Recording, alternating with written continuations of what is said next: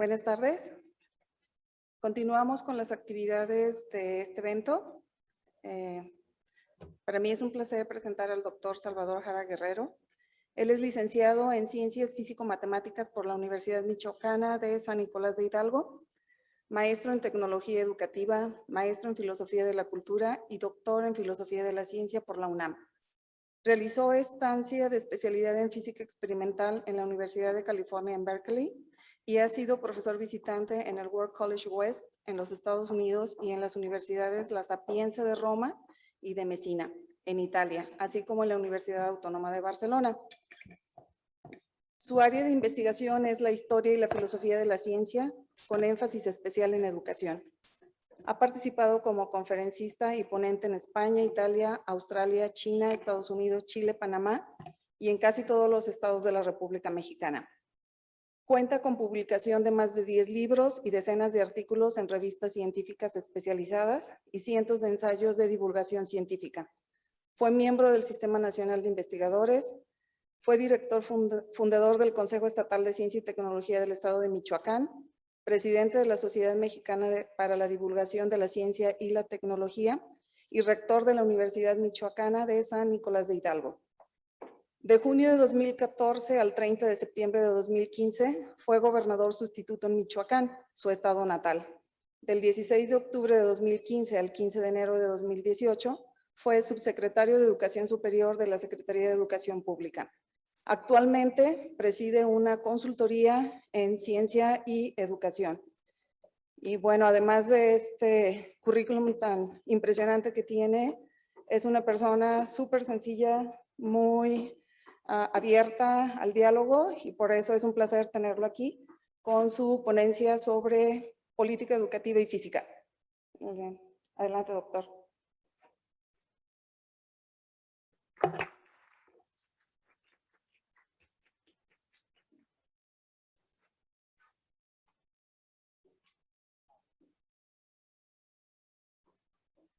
Listo. Sí se escucha, ¿verdad? Gracias. Agradezco mucho la invitación de todos los organizadores, especialmente de la doctora Marilena. Agradezco también a las personas que presencialmente están por aquí y por supuesto a todas las que van a seguir en línea esta charla.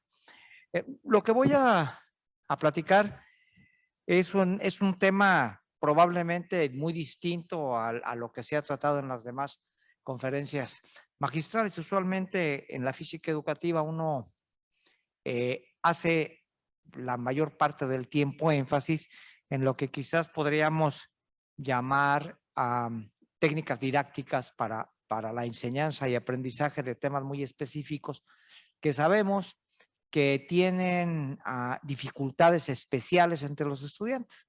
De hecho, bueno, como se ha sabido en todo el mundo, tanto la física como las matemáticas representan siempre un obstáculo y hay muchos estudiantes, más en México, que por desgracia prefieren estudiar una carrera que no saben qué van a hacer ni a qué se van a dedicar simplemente por correrle a las matemáticas, ¿no? Cuando los muchachos salen de secundaria y uno les pregunta que qué van a estudiar, pues desgraciadamente muchos de ellos dicen, pues lo que sea, nomás que no tenga matemáticas. Esta falta de motivación, pero además esta imagen de una autoestima muy baja, de una falta de confianza en que el joven o la joven son capaces de hacer y que son incapaces de ser buenos en física o matemáticas, pues es uno de los temas más interesantes de la investigación en la física educativa, porque una de las preguntas fundamentales que uno se hace es, bueno, ¿por qué? ¿Cuál es la dificultad? Los que hemos estudiado física y matemáticas, pues no vamos a decir tampoco mentiras, decir que es fácil, que a uno se le dan sin estudiar. Uno tiene que estudiar, pero tiene que estudiar de igual manera que estudia para cualquier otra disciplina en la que uno pretenda ser bueno. Entonces, cuando se encuentra uno con estudiantes que rechazan a priori la física y las matemáticas, pues es un tema interesante cuando uno se propone como reto que pues ahora voy a hacer que a este muchacho o a estos muchachos o a estas jóvenes les gusten las matemáticas o les guste la física. O en temas en donde periódicamente son reprobados, que siempre salen mal, son los exámenes, el buscar secuencias didácticas con las que uno pueda triunfar, en el sentido de que les hace exámenes difíciles a los estudiantes y resulta que los estudiantes pueden aprobarlos, y además no solo los aprueban, sino se sienten orgullosos de haber podido resolver un problema que que meses antes les parecía imposible, siquiera no de resolver, sino siquiera de entender. Pues ese es un logro muy importante del profesor y en gran medida se logra gracias al trabajo en la investigación educativa sobre enseñanza de la física.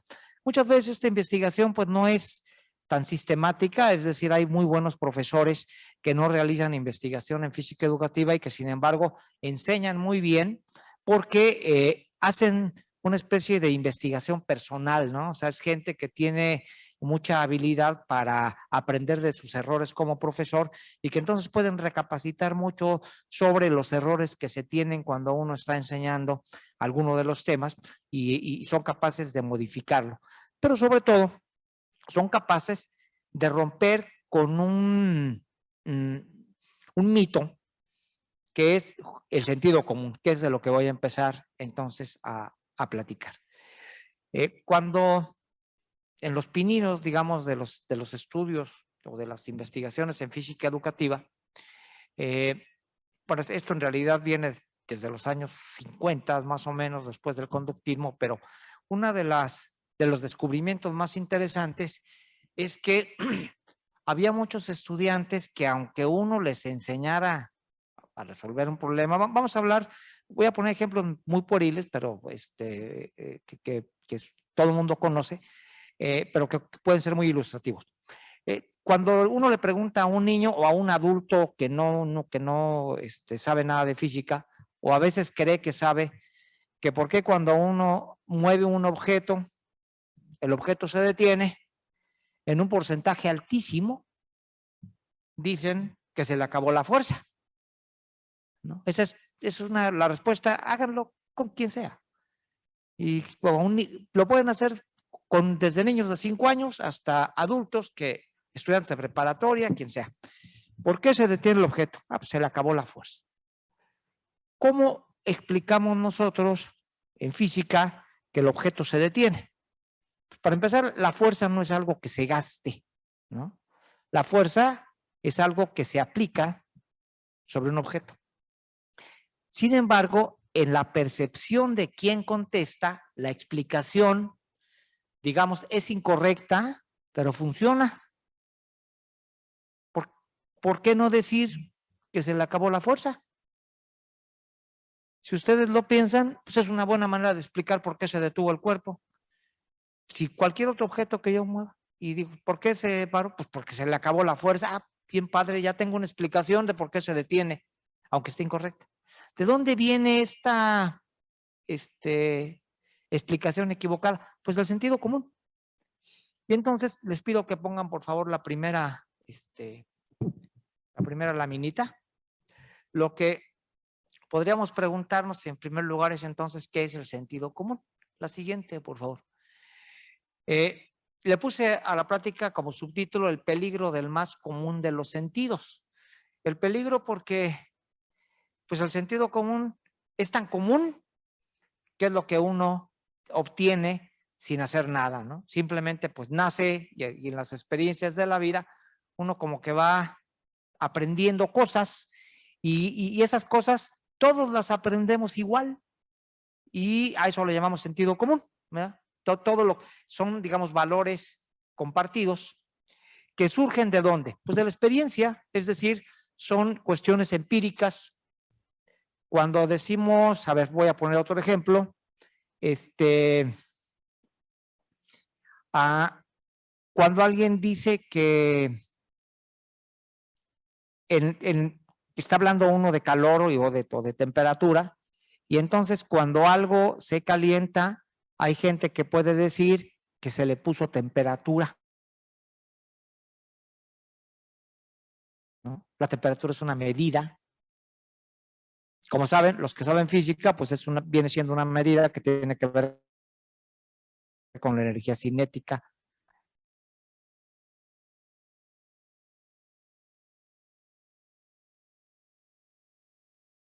corriente, uno no dice que tiene temperatura alta, uno está muy caliente, como si, ¿no?, tiene mucho calor, que en cierto sentido hay algo de razón, pero no totalmente, porque si uno le da calor a dos objetos con calores específicos distintos, pues el incremento de temperatura es muy diferente.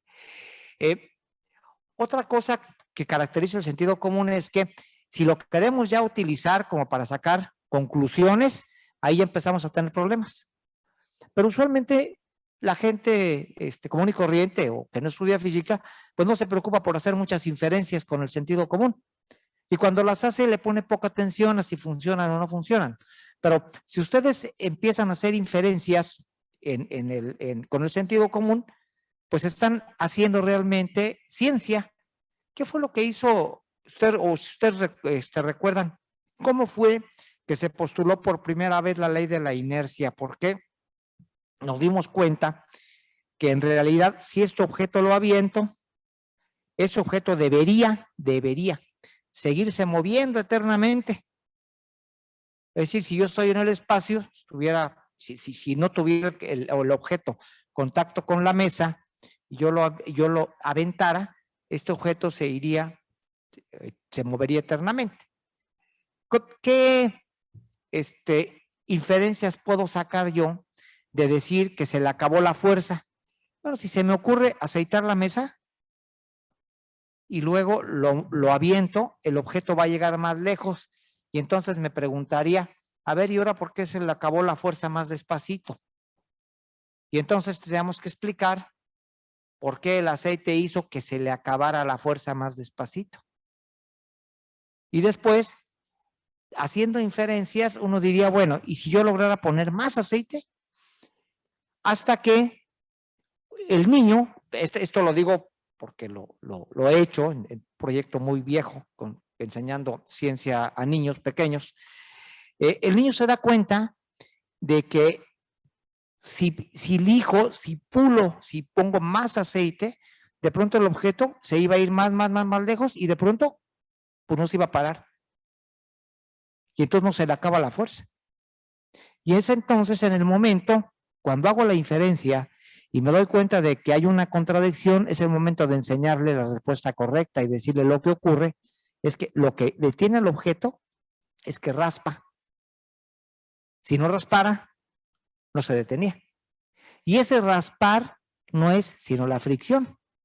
Y luego ya uno podría hablarle de que la fricción también es una fuerza. Todo depende del nivel en donde uno esté enseñando. Pero con este ejemplo quiero ilustrar que el sentido común se aplica muy bien cuando uno no se preocupa por hacer un análisis ulterior o un análisis más profundo de los fenómenos. Pasa lo mismo con la caída libre. Voy a repetir un ejemplo que todo el mundo conoce, pero que sigue siendo muy bonito, que es, ¿qué cae más rápido? ¿Una pluma de una ave o una pelota? Todo el mundo, pues la pelota. Bueno, entonces, si pongo la pluma amarrada con la pelota, ¿cómo va a caer? O sea, tengo una pelota, pues cae rápido. Tengo una pluma, cae lento. Si pongo la pluma amarrada con la pelota, va a caer ¿cómo? Más rápido que la pluma, más lento que la pluma, más rápido que la pelota, más lento que la pelota. A ver, pensemos. Primero le pregunto al joven con quien esté yo haciendo el experimento, ¿por qué cae más rápido la pelota? ¿Y cuál sería la respuesta? A ver. ¿Está más pesada? Claro. Entonces, ¿está bien? Vamos a amarrar la pluma con la pelota y entonces la pluma con la pelota está más pesada, ¿no? Que las dos. Entonces, ¿qué esperaría yo?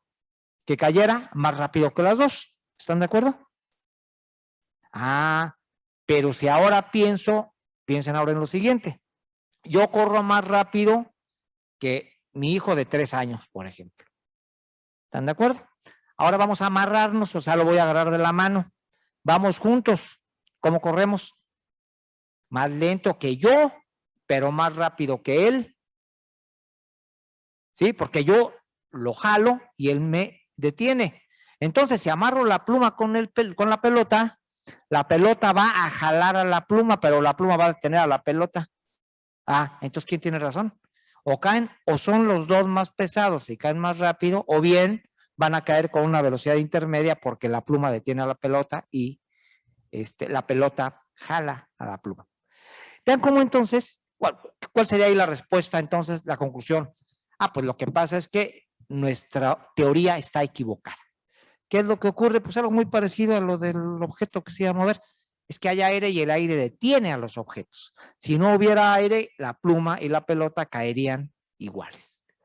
Pero ¿qué requiero para romper entonces estos esquemas de sentido común? Pues algo que hoy día creo que cuesta cada vez más trabajo, que es pensar.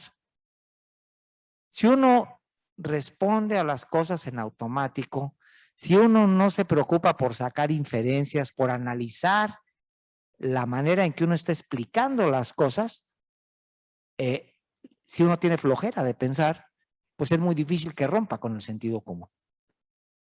Pero eso lo aprendimos en la física educativa.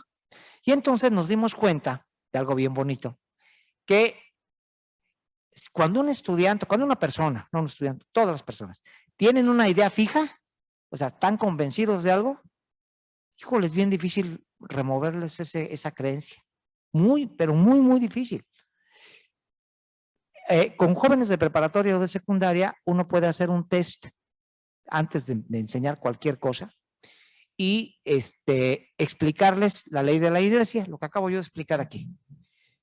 Después les pone uno preguntas que un poquito con doble sentido, digamos, como para probar si realmente entendieron y pueden explicar todos los fenómenos con la ley de la inercia. Y ya se da uno cuenta que no, que a pesar de que de memoria pueden recitar las leyes de Newton, cuando uno les pone problemas concretos, vuelven a caer en el error de decir que se acaba la fuerza, ¿no? Y eso lo puede uno hacer con varios temas de física. Entonces, en las investigaciones en física educativa, surgió un área que es la que yo trabajaba hace ya muchos años, que es la que le denominábamos esquemas alternativos. Le decíamos que un esquema alternativo era la manera en que un joven explica un fenómeno físico. Le decimos esquema alternativo porque era una teoría que el joven o la joven se inventaba y le funcionaba. Y cuando le funcionaba, aunque uno le quisiera enseñar la teoría correcta, resulta que no la podía cambiar. ¿Qué es lo que uno necesitaba para cambiarle ese error? Pues lo primero que tiene que hacer uno es pensar como el joven o bien saber cómo piensa. Y eso es algo que a la fecha, desgraciadamente, todavía no se hace. A pesar de todos los avances de la física educativa, de las investigaciones en física educativa, hay muchos profesores que todavía llegan al salón de clase y no hacen un diagnóstico de cuál es el estado del conocimiento de los fenómenos que va a enseñar, que ya tienen los alumnos. Cuando uno va a enseñar un tema de óptica, el alumno no trae la cabeza vacía. Los jóvenes ya traen una idea de lo que es la luz, muy probablemente equivocada, pero tienen una idea de qué pasa con la luz. Ya tienen una idea de por qué aquí esto se ilumina. Si les preguntáramos qué error hay en la vista de Superman, eso podría ser una bonita discusión para ver cómo piensan que vemos. Un experimento bonito, denle a alguien una lámpara y en un cuarto oscuro pónganlo frente a un espejo sin prender la lámpara, no prendan la lámpara. La traen en la mano, está frente al espejo, apaguen la luz y díganle que se vea la cara, a ver a dónde apunta la lámpara. Y un gran porcentaje apunta al espejo. ¿Cómo es que nos vemos? Es que lo que vemos es lo que refleja de luz los cuerpos. Cuando iluminamos un cuerpo, lo que estamos viendo es el rebote de la luz que nos llega a los ojos. Y sin embargo, en la percepción del sentido común, es como si los ojos lanzaran la vista para ver algo. ¿Sí? Y claro, si uno no se da cuenta de eso y empieza a enseñar temas de óptica, de pronto el muchacho se hace bolas y no sabe por qué. Lo peor es que ni siquiera no sabe y nomás no entiende. Pero el profesor le hace un examen, lo reprueba y el profesor tampoco sabe por qué el muchacho es tan burro. Pues como si yo expliqué re bonito y este muchacho no me entiende. Pues lo que pasa es que uno no se dio cuenta que el joven ya traía una teoría que trata de armonizar con lo que uno está enseñando y no puede, porque él no se da cuenta que la teoría está incorrecta. Otro ejemplo, hay muchas, ¿no? O sea, hay muchos estudios sobre esto. Otra de las teorías del sentido común más frecuentes es, pues, todos vemos la luna, ni quién no conoce la luna desde niño, ¿verdad? Y las fases de la luna. Y pregunten por ahí por qué la luna se ve así. ¿Por qué será que la luna nomás se le ve un pedazo? ¿Qué es lo que la tapa?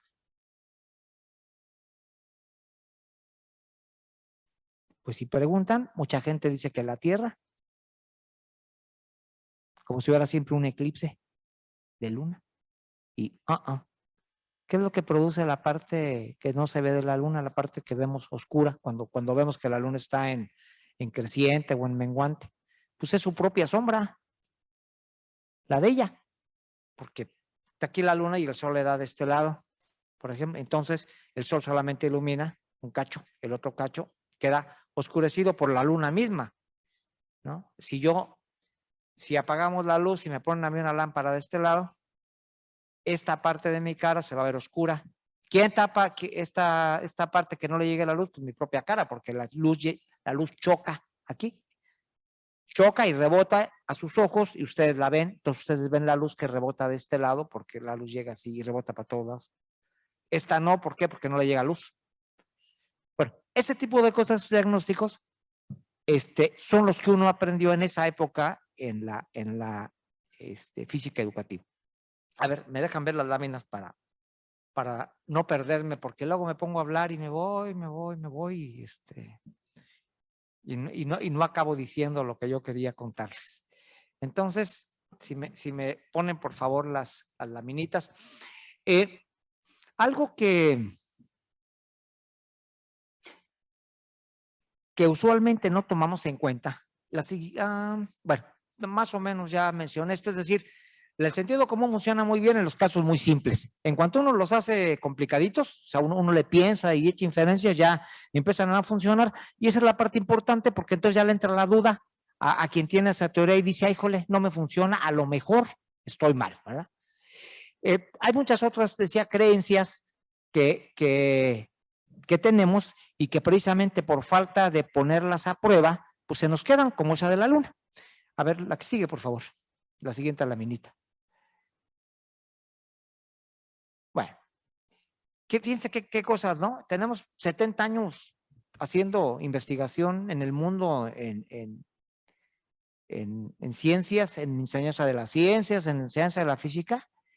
Y si ustedes ven los periódicos y ven las redes sociales, el número de personas que sigue creyendo en ovnis, digo, claro que sí hay ovnis, ¿no? Hay objetos voladores no identificados, pero que siguen pensando que bajan aquí los marcianos o los de donde sea, o que no distinguen entre lo que podría ser medicina tradicional y medicina científica, y cuál es la diferencia, o que confunden conocimiento científico con verdad absoluta, o que piensan que los modelos políticos son como la física, ¿no? Como las leyes de Newton, un modelo político así es y es la verdad, o es falso o es verdadero, y no se dan cuenta de que de ahí el número de variables es mucho mayor, que en un experimento político o social es imposible hacer leyes como en la física. En la física uno puede repetir el experimento muchas veces, uno puede reproducirlo, o sea, yo lo puedo platicar a Mario, a Marilena, y ellos pueden repetir el experimento que yo hice allá en Durango, o en la Ciudad de México, o en Sinaloa, y ellos podrían repetirlo aquí, ¿no?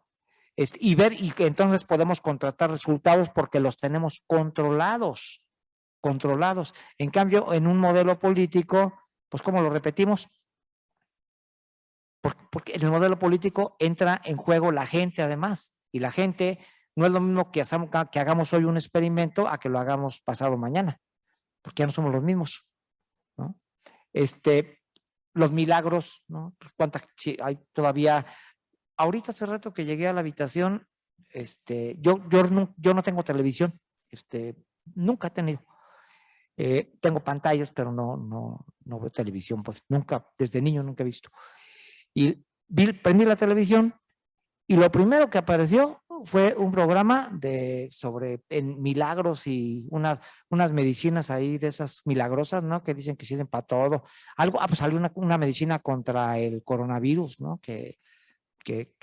Como decía, que potencia los pulmones o una cosa así, ¿no? Si uno atiende con cuidado lo que están diciendo, es muy fácil darse cuenta que es charlatanería, ¿no? Son cosas que dicen que son insostenibles y sin embargo la población sigue creyéndolas. ¿Por qué? Pues porque les carecen de este pensamiento crítico, de esta costumbre de poner a prueba lo que a uno le dicen. También está muy de moda, puesto que la energía que viene de quién sabe dónde, quién sabe cómo entenderán energía. Y luego lo cuántico, ¿no? Ahora yo oigo que hay muchas cosas cuánticas, ¿no? Que la medicina cuántica, quién sabe qué cuántico, y bueno, y no saben realmente lo que parece, como si lo cuántico fuera una cosa pues milagrosa. ¿Y por qué esto sigue permeando? Y no nomás en México, en todo el mundo. Pues porque tenemos deficiencias en educación. Y no estoy diciendo deficiencias en escolaridad, que es diferente. Puede haber países donde el nivel educativo es muy alto. Sin embargo, la calidad de la educación, es decir, la capacidad de pensar críticamente de los ciudadanos, es muy mala. Si no, no creían en esas cosas, la gente no compraría esas cosas.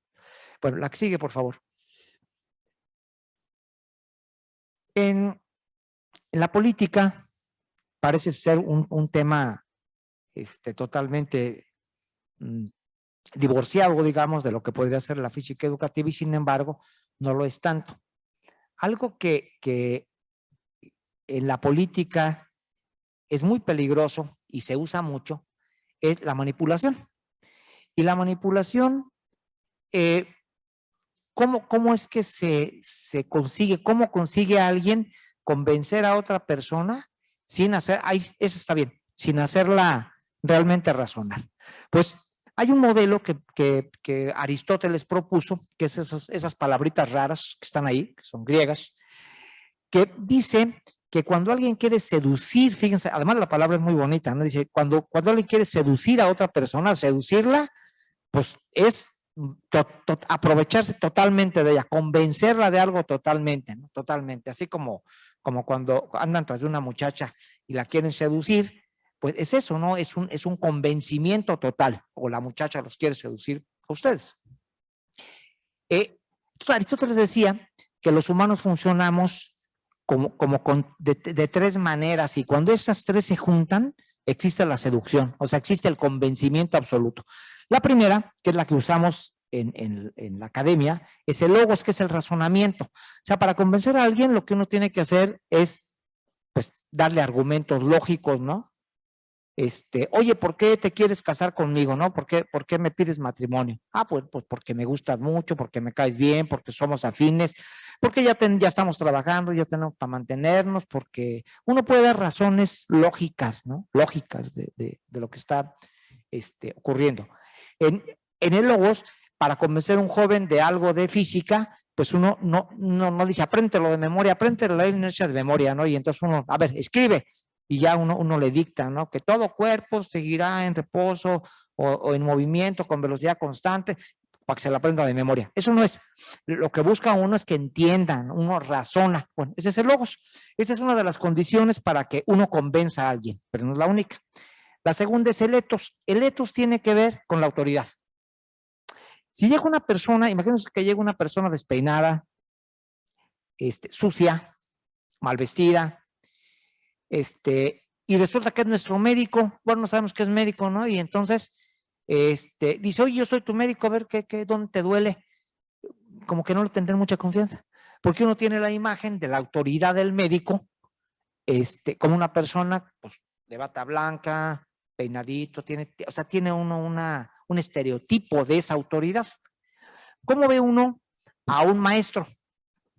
En primaria, por ejemplo, estoy diciéndolo para que medio se lo imaginen. O de pronto, ¿cómo ve uno al maestro de matemáticas o de física en la facultad, no? Pues como una persona mucho más, ¿cómo diría yo? Sencilla, pero que sabe mucho, ¿no? O sea, incluso se distingue, ¿no? Así no hay tanto protocolo en la vestimenta, etcétera, pero sin embargo es una persona que le gusta pensar, ¿qué nos da eso para convencer a alguien? Pues nos da autoridad, Cada profesión, ¿cómo diríamos? Cada actividad humana tiene ciertos estereotipos y las personas los usamos como medio de autoridad porque nos da credibilidad, ¿no? O sea, si cambiamos nuestro estereotipo por otro, no nos van a creer porque ya somos otros, ¿no? Si llegara no sé, como les digo, un médico vestido de físico, no van a querer con él y los pacientes, ¿no? No lo verían como, ¿a poco eres médico, no? Pues como que no tienes cara de médico. Y de igual manera, cuando alguien llega y evade la responsabilidad de discutir, eso les va a sonar bien familiar. Uno está en una discusión y no se pone de acuerdo. Y de pronto alguien dice, no, sí, esto es cierto. ¿Por cómo sabes? Es que me lo dijo fulanito. O es que lo leí en tal libro. O es que lo vi en internet, en Google. ¿Qué estamos haciendo ahí? Estamos apelando a la autoridad. Es decir, en lugar de explicarlo y decirle, mira, yo pienso eso por esto y por esto y por esto y por esto, uno dice, no, es que ya lo dijo fulanito, y si ya lo dijo fulanito, no, pues entonces quiere decir que sí es cierto, ¿no?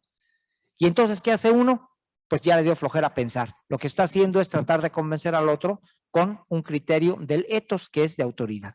Y finalmente, uno que es el menos, ¿cómo diría yo?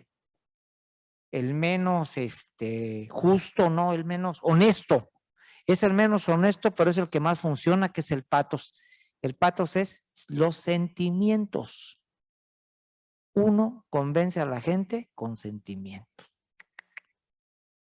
Ya no hoy día en los discursos de nuestros gobiernos, cómo se apela al sentimiento, ¿no? A lo bueno, a la gente, cómo a veces nos han convencido a todos de algo que no es cierto, pero apelan a nuestros sentimientos o algo que es malo. Si llegara de pronto un ser querido de ustedes y les dice, oye, fíjate que me robé no sé qué y me descubrieron y ahora necesito pagar 2,000 pesos, y se pone a llorar, pues a lo mejor se los dan, aunque ustedes sepan que es incorrecto. Porque si esa persona robó, pues merecería que la castigaran. Pero ¿qué pasa? Que ya les tocó los sentimientos y ahí está, ¿no? De pronto los novios se pelean y ya llega el muchacho, oye, mira que sí te quiero, perdóname, que no sé qué, que no sé qué. Ya estuvo, ¿no? Ya tocó los sentimientos. ¿Y qué pasó? Que nos olvidamos de logos, es decir, a ver, sí, pero ¿qué onda, no? Que hiciste mal, lo vas a volver a hacer, ¿cómo le hacemos para entendernos de mejor manera? Se olvida y entonces solamente se apela a los sentimientos. Bueno, esto en política es muy común. ¿Y qué es lo que pasa entonces en política? Pues que con frecuencia somos manipulados y estas dos vías de convencimiento son muy diferentes y casi opuestas.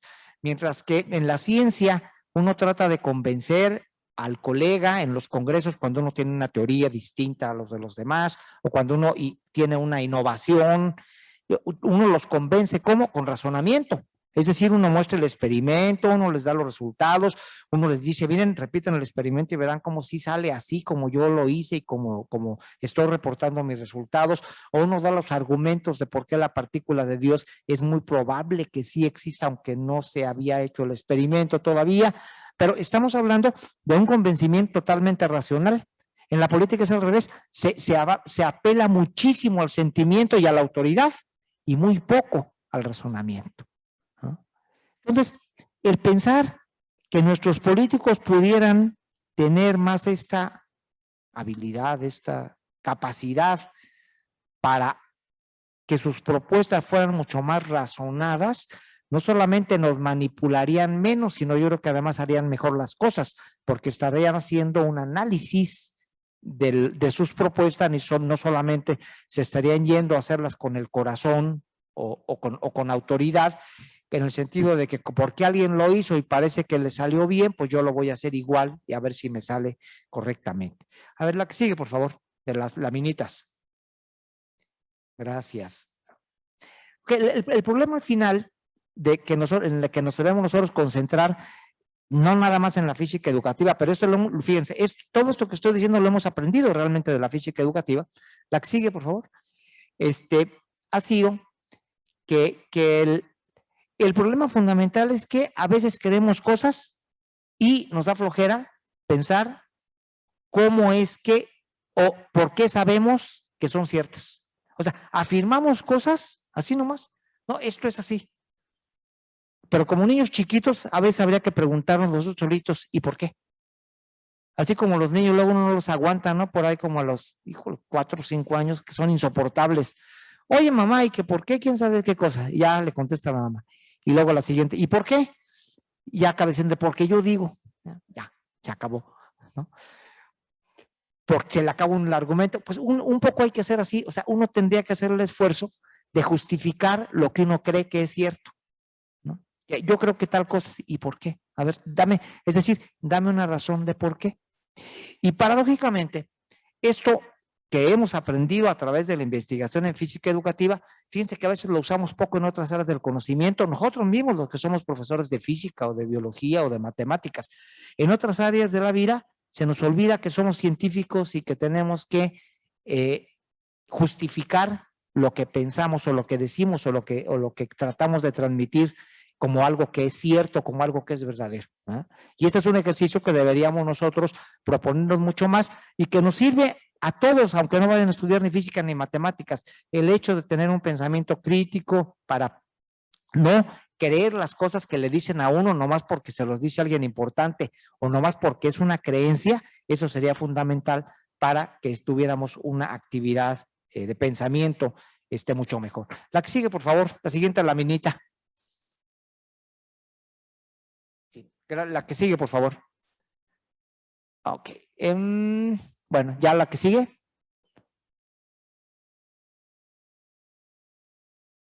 La que sigue, por favor.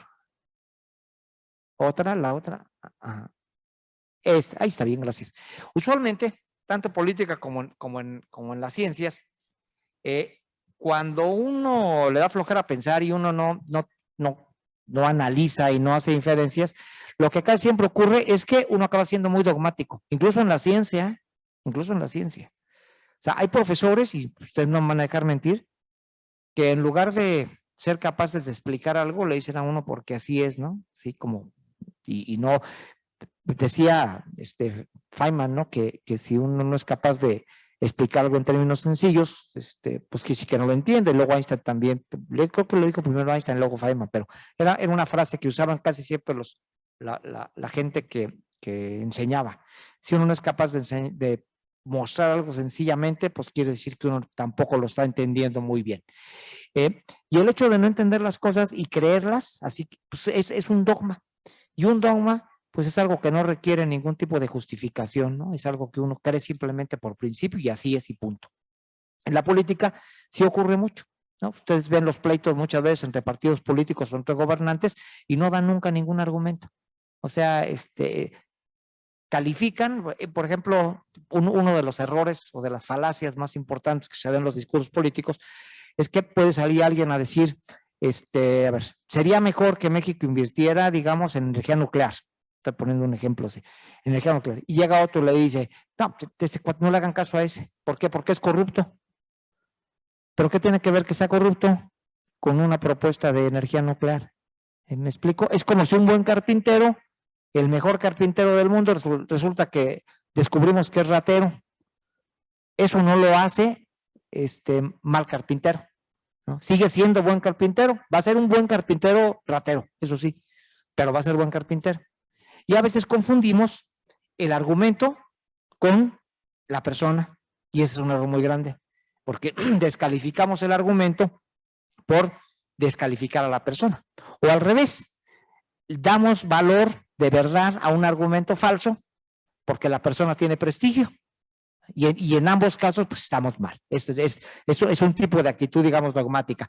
La otra que hemos aprendido en la física educativa y que también nos haría falta en otras áreas del conocimiento y en la política, pues es ponerse en los zapatos del otro, que es como yo decía, primero hacer un diagnóstico para saber cómo piensan y luego poder platicar, ¿no? Somos muy dados a no escuchar. O sea, nosotros tenemos una idea, damos nuestros argumentos y cuando el otro nos contesta en contra, no le hacemos caso.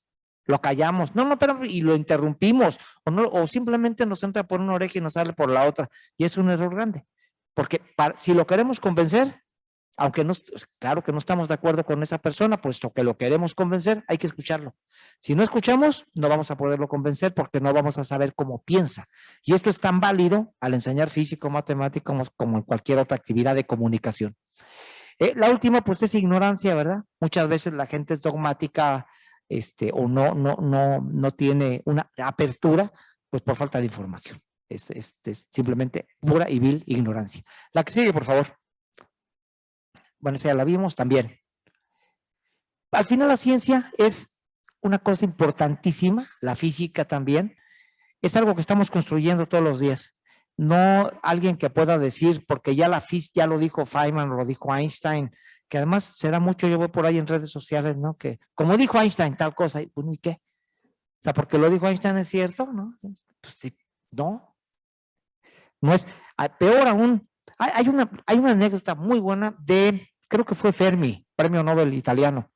Cuando gana el premio Nobel, lo entrevistan y le dicen, oiga, ¿y qué opina usted de las elecciones que se están llevando a cabo en Italia? Y se quedó callado un rato y dijo, ¿sabe qué? Yo soy físico. Y entonces, sí, pero ¿qué piensa de las elecciones en Italia? Le estoy diciendo que soy físico. Yo no sé de eso. O sea, el valor de saber que uno no sabe todo. Y entonces actualmente dicen que Einstein dijo algo y ya, pues como lo dijo Einstein, pues es cierto. Einstein tiene historias negras también, pues, también producto de la época, o sea, no es tampoco culparlo absolutamente, pero era muy misógino. Entonces, si uno lee sus escritos sobre mujeres, tenía una imagen bastante mala de la mujer. Entonces, si fuera cierto eso de que porque lo dijo Einstein es cierto, pues entonces ahorita habría que usarlo y seríamos más machistas de lo que somos, ¿verdad?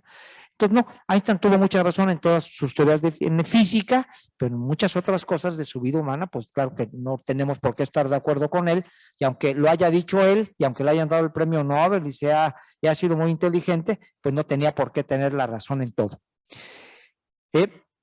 Las otras dos cosas que son fundamentales que hemos aprendido en la ciencia y en la educación es que podemos discutir sin darnos de trancazos o de balazos.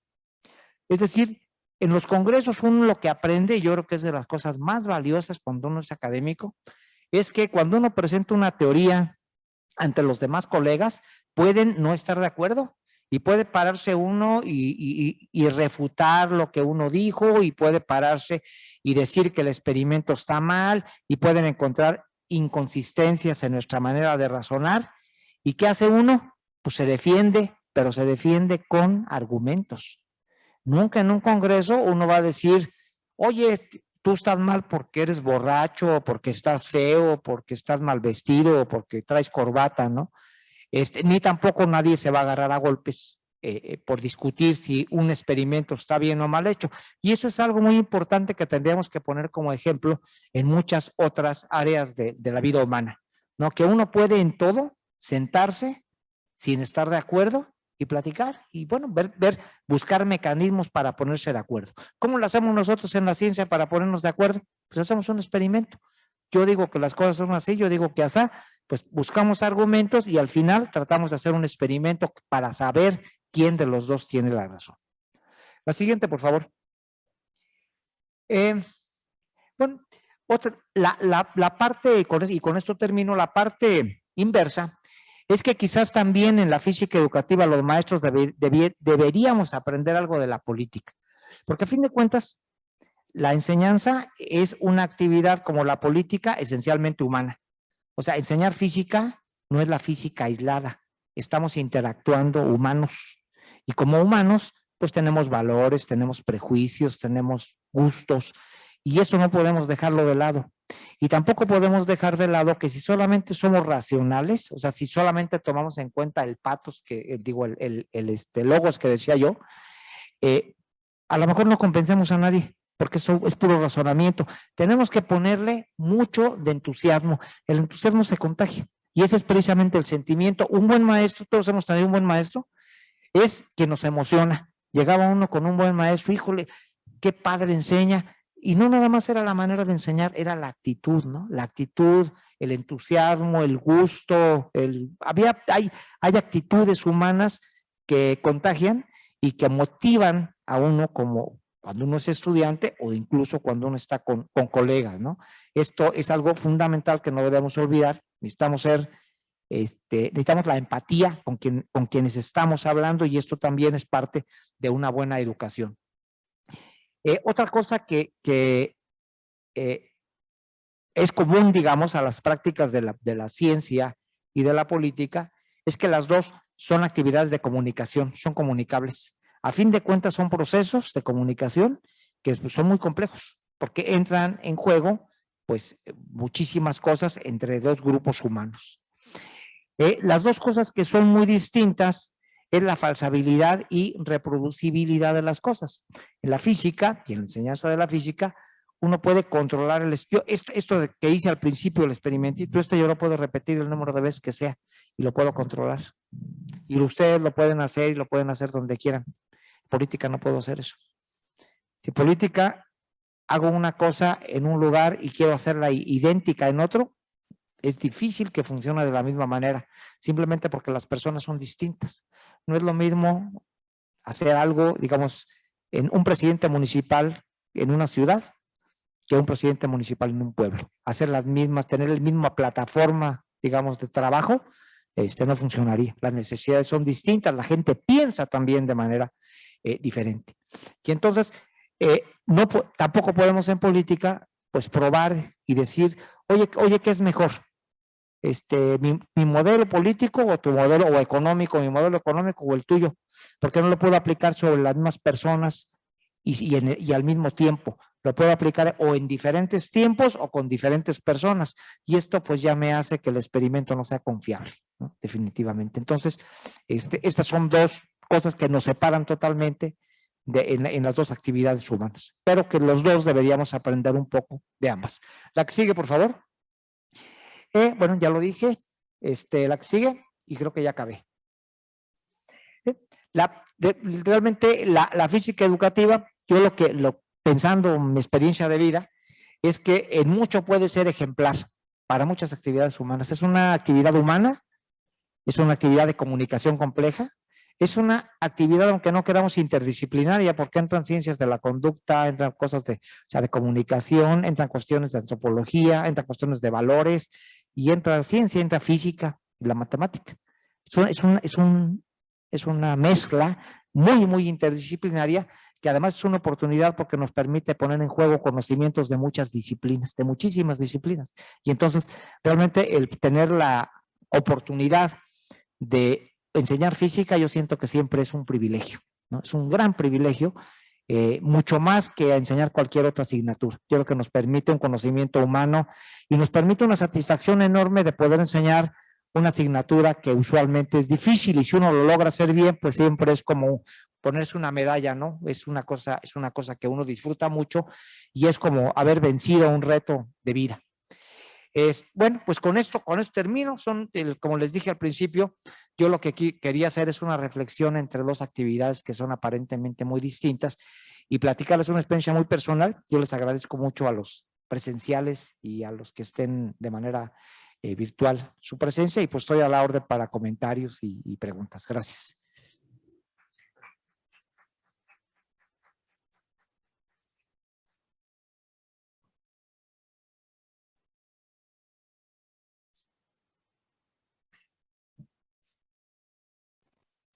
Bueno, ¿qué tal? Buenas tardes. Yo creo que dejamos las preguntas al final de la siguiente conferencia, si le parece bien, y continuamos con... Me pasé de tiempo. Ah, sí, me pasé de tiempo. Les dije que me avisaran. Gracias. Muchísimas gracias.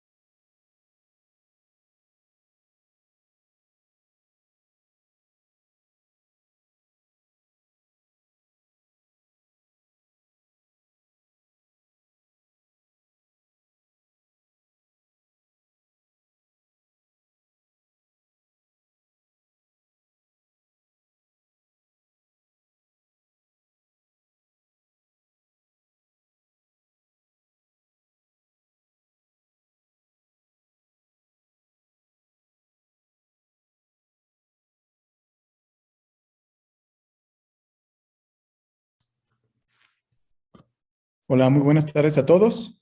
Vamos a proceder con la siguiente conferencia. Permítanme presentarme. Soy Jesús Sáenz, miembro de la mesa directiva de la AAPT-MX, y me toca el honor de presentar a la doctora Ruth Padilla Muñoz.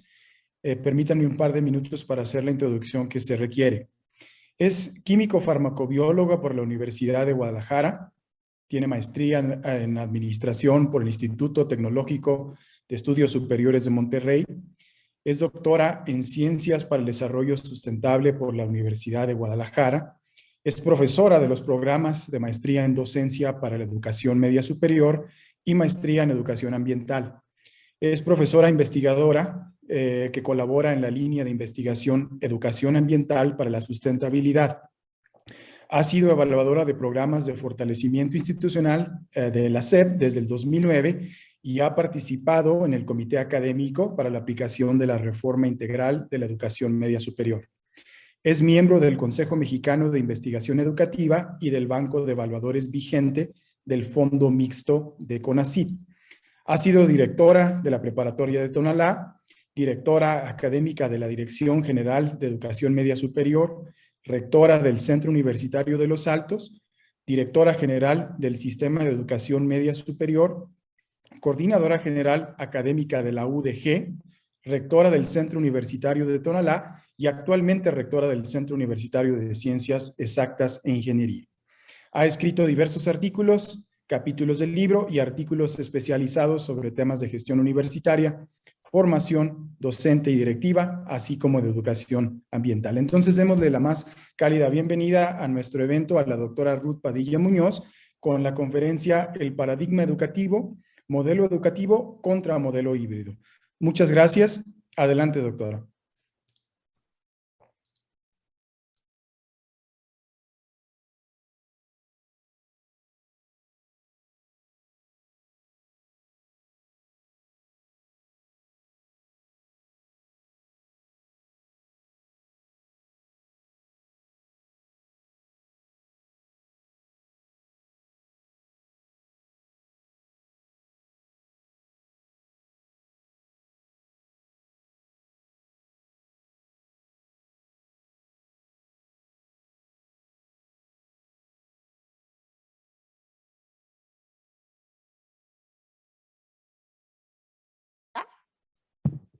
Bueno, dice un queridísimo amigo que se le pone on a los micrófonos. Y como que yo no me doy cuenta, ¿verdad? Les decía que si bien yo no soy física de formación, sí tenemos o tengo un interés particular en este ámbito de la enseñanza, tanto en la educación media superior como en educación superior y posgrado, por la relevancia que tiene esta ciencia en la formación de cualquier ser humano. Esto lo he repetido muchas veces, no solamente cuando menciono que un ingeniero no puede serlo si no sabe física, pero también que nadie puede entender su mundo, su entorno y lo que en él ocurre si también tiene un desconocimiento de una ciencia fundamental.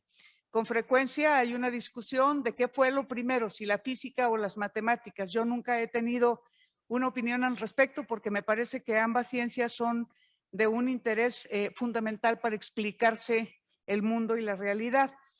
Yo les decía que quiero más hacer una reflexión sobre algunos temas generales de la educación por este motivo de que no soy experta en el campo de la enseñanza de la física, agradeciendo infinitamente a quienes organizaron esta actividad por haberme invitado, y necesito ofrecer también una disculpa por no haber podido acudir a la primera conferencia como estaba proyectado por razones institucionales que modificaron completamente mi agenda. Y entonces les voy a pedir que me pasen la primera diapositiva y a ver si nos podemos ir más o menos rápido porque son demasiadas. Hoy quiero hablar un poco sobre las diferencias entre un modelo presencial y un modelo híbrido que especialmente en la enseñanza de la física puede representar dificultades particulares. Y de manera general, yo quisiera abordar un poco del contexto de lo que es la pandemia, las políticas de educación superior que son relativamente recientes, y muy de paso tocaré lo que está ocurriendo con la educación media, qué pasa con la educación presencial, las tecnologías de la información y lo que hoy nos ha dado por llamar un modelo híbrido o modalidad híbrida, que yo no estoy muy convencida si todos entendemos lo mismo por modelo híbrido. Y luego, pues obviamente, ¿qué significa ese paradigma? ¿Cómo hemos transitado de la educación presencial a la educación remota, que no necesariamente es una educación virtual? ¿Cuáles son los desafíos de la docencia en este caso? Y bueno, si alcanzamos algunas otras reflexiones. Y si me dan la primera, por favor, hago una entrada muy rápida. La educación obviamente es un derecho humano. Sin la educación no nos comportamos como seres civilizados. Sin la educación tampoco tenemos una evolución hacia un mundo más armonioso y tampoco de mejores relaciones entre los hombres y las mujeres. Ahora, la pandemia del virus nos vino a cambiar radicalmente la forma de ser y de convivir, no solamente en la educación. Todos hemos resultado afectados por esta pandemia mundial que cuando menos en los tiempos modernos no habíamos visto y que nos ha obligado al aislamiento.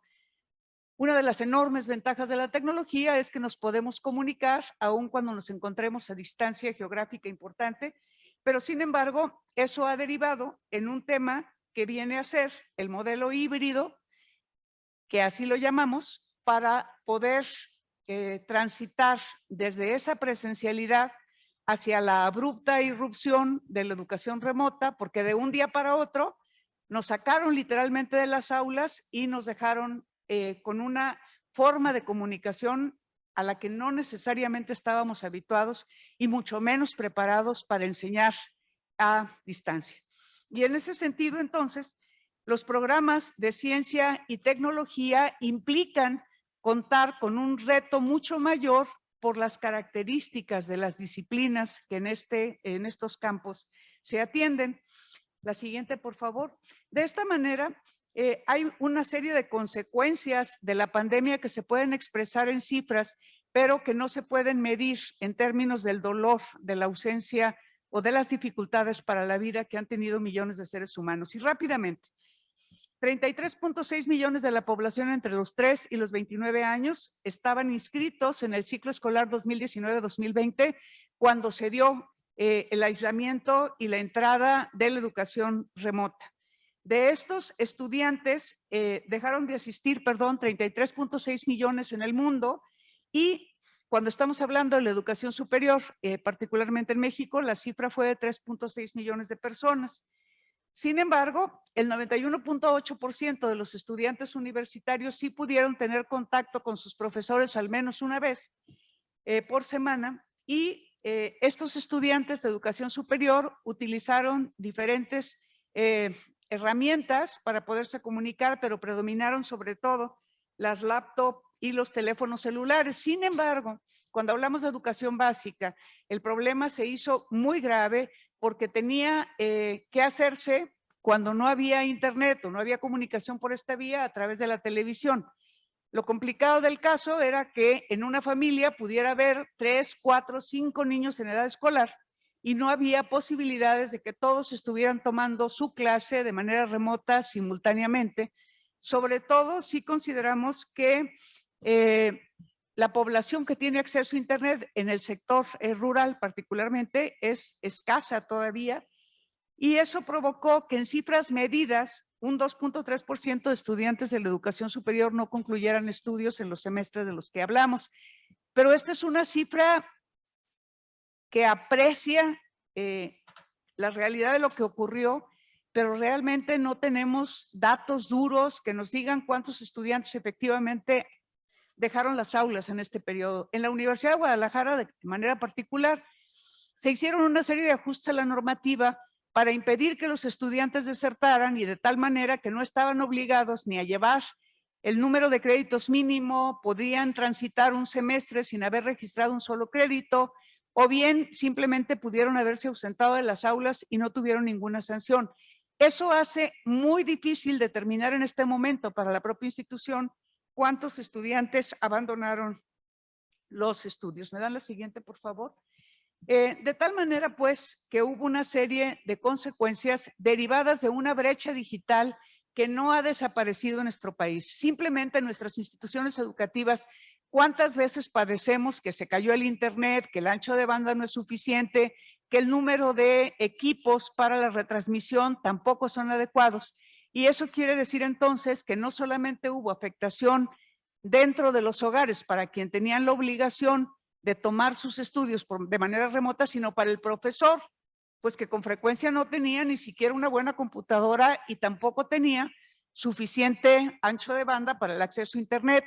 Y no nada más era eso, o sea, se le exigía que pudiera hacer una planeación didáctica de manera distinta y que desarrollara instrumentos didácticos que le permitieran al estudiante aprender los contenidos del currículum y cumplir los objetivos educacionales sin tener las herramientas para el trabajo en casa. Y esto, si bien ha mejorado, yo creo que no ha desaparecido de manera completa. Si ustedes se fijan en la diapo, pues solamente el 30.1% de los hogares rurales tienen acceso a internet y el otro 70% que pasa, pues se quedó con medidas insuficientes. Y no son pocos los casos, seguramente ustedes conocen más de alguno, de niños que se acercaban a una casa que sí tenía internet para tener la posibilidad de acceder a clase, pero inclusive por la televisión, pues era muy difícil que ellos continuaran con sus estudios. Y es obvio que las desigualdades se reflejaron en un incremento de la pobreza en México, en donde 3.8 millones de personas otra vez o entraron a la condición de pobreza o empeoraron su situación, de tal manera que en el momento de esta medición se pasó de 51.9 millones de pobres a 55.7.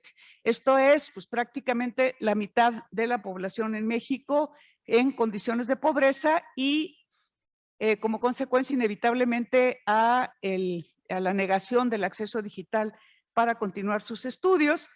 Y bueno, hay también investigaciones que demuestran que los motivos del abandono, pues en un 44.6% fue por COVID, ya sea padecido de manera personal de algún familiar o fallecimiento de ellos, el 8% por falta de dinero, el 17.1% porque tenía que trabajar y un 30.3% por otros motivos. ¿Me dan la siguiente, por favor? En ese contexto, en ese marco, nacen nuevas políticas de la educación superior en la actual administración federal y básicamente giran a través de 4 ejes fundamentales. La mejora continua de la educación a través de la evaluación, que no es nada nuevo para la educación superior. La vinculación, que también es un discurso repetido de cómo tenemos que establecer relaciones vinculantes y fuertes con las empresas para poder educar adecuadamente en el sentido de que los muchachos tengan la oportunidad de encontrar un espacio en el mercado laboral que particularmente les sea bien retribuido. El tema de la equidad, que sigue siendo un tema vigente en todas las esferas del quehacer humano por los temas de género, discriminación, violencia, etcétera, que ustedes conocen bien. Y el eje de la inclusión, que se refiere no solamente a aquellas comunidades o grupos que son vulnerables por género, por edad, por preferencia sexual o por etnia. ¿Me dan la siguiente, por favor? Estas políticas se reflejaron necesariamente en una serie de elementos desglosados que tienen que ver desde el reconocimiento de los planes y programas de estudio por organismos acreditadores que en este momento están siendo transformados y discutidos por todas las instituciones de educación superior. Ya no va a ser el formato que conocemos de los CIES o de los organismos del COPAES.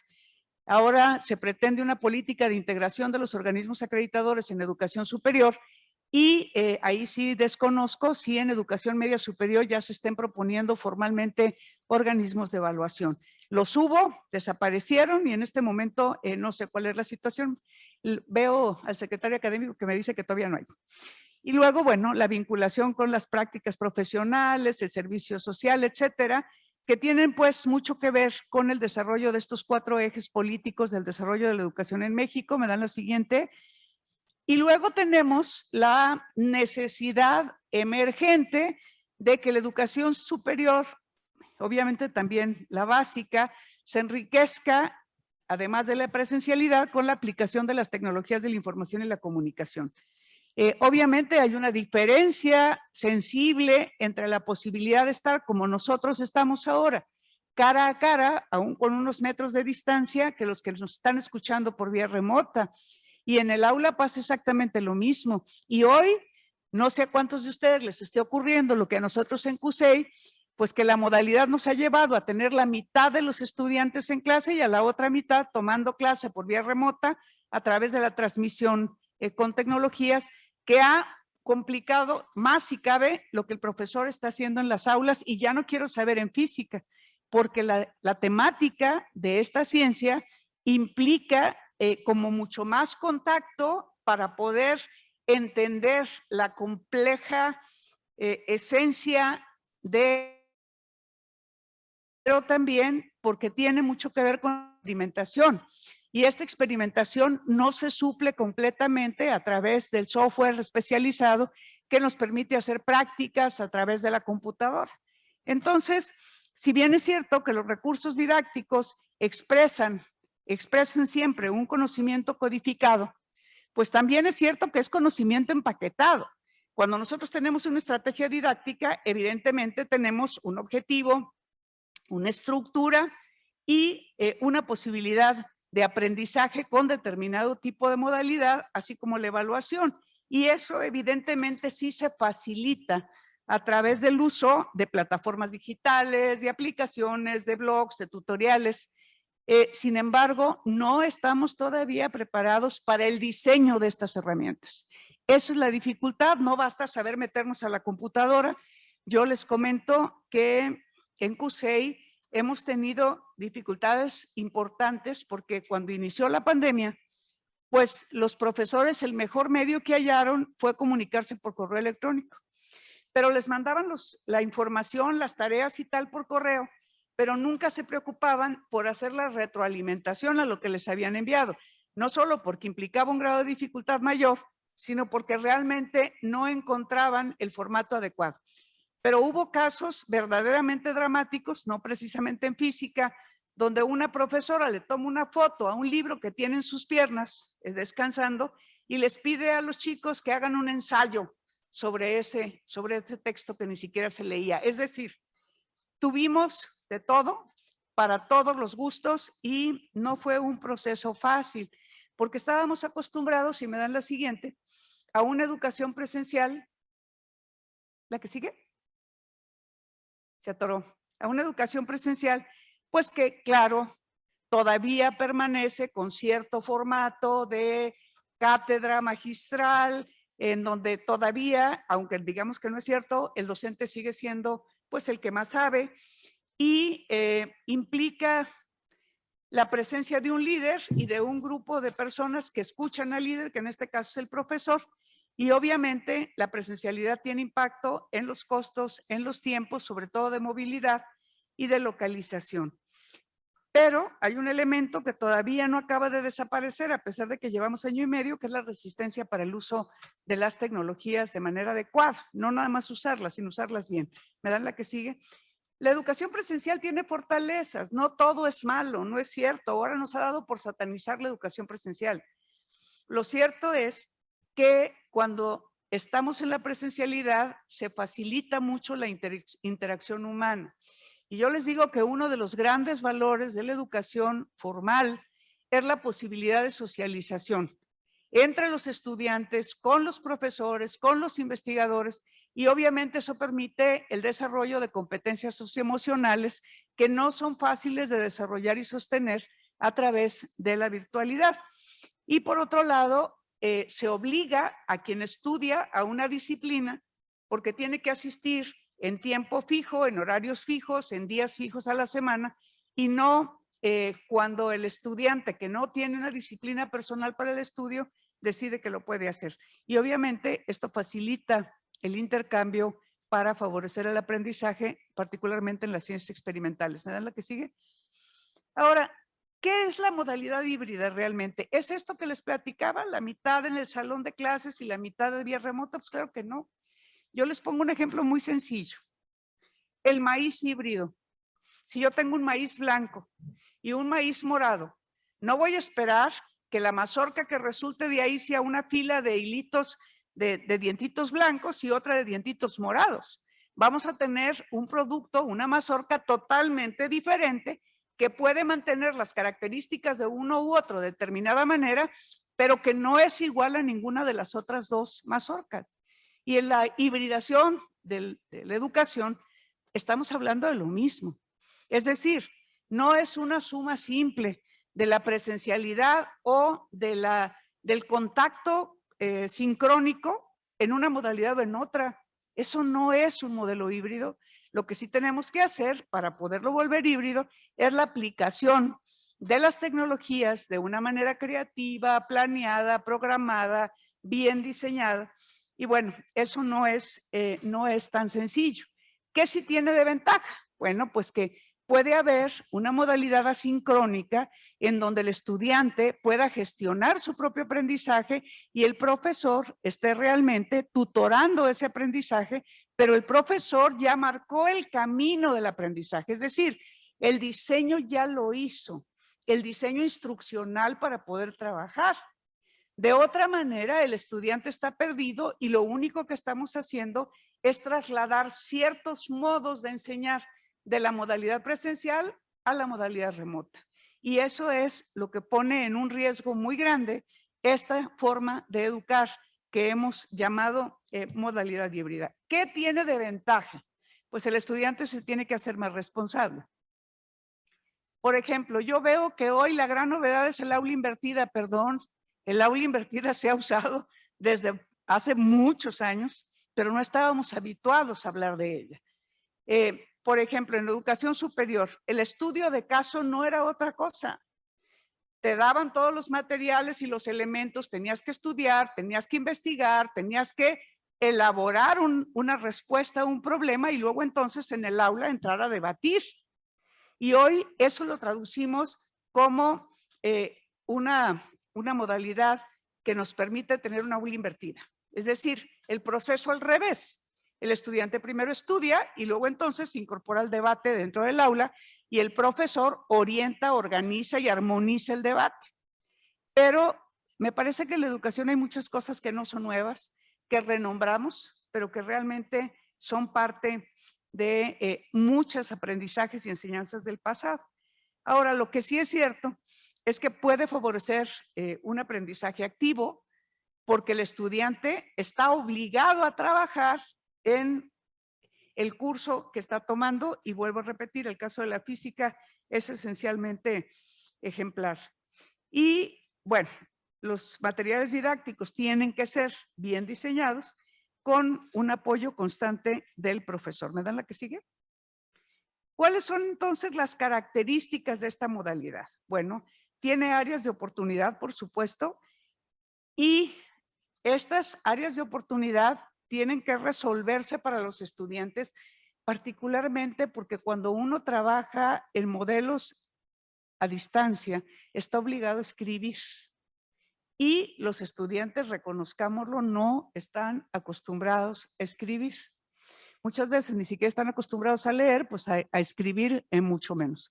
Y la dificultad para que ellos puedan estructurar textos que tengan sentido no es sencillo. Pero además, pues requiere elementos de conocimientos básicos de la tecnología.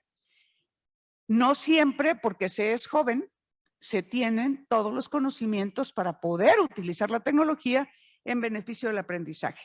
Y este es un punto crucial, el diseño de los contenidos y de cómo se montan en cualquier tipo de plataforma.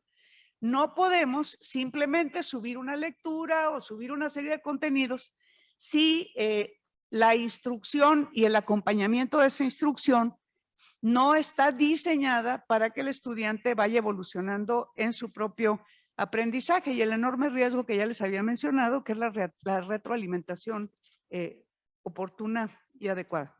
¿Me dan la siguiente, por favor? Ahora, ventajas y desventajas. Realmente hay un paradigma de la educación presencial y otro paradigma de la educación híbrida. Y lo pregunto porque finalmente el objetivo final es que el estudiante alcance ciertas competencias, ciertas destrezas, logre objetivos educacionales puntuales que están descritos en el perfil de un curso o de un programa educativo y la diferencia es cómo hacemos disponible ese conocimiento. En la educación presencial, estábamos acostumbrados a que la disponibilidad de ese conocimiento, pues de todos modos fuera el profesor que estaba interactuando directamente con los estudiantes. En cualquier modalidad que utiliza la vía remota, esto se modifica.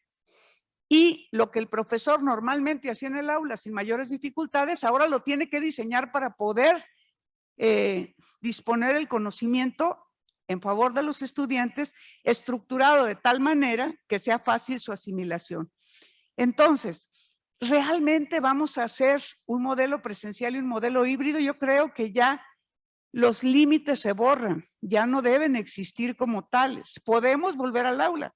En Jalisco acaban de avisar que ya los chicos de educación básica tienen que regresar presencialmente, pero eso no significa el abandono de todo lo que aprendimos en los 18 o 20 meses pasados.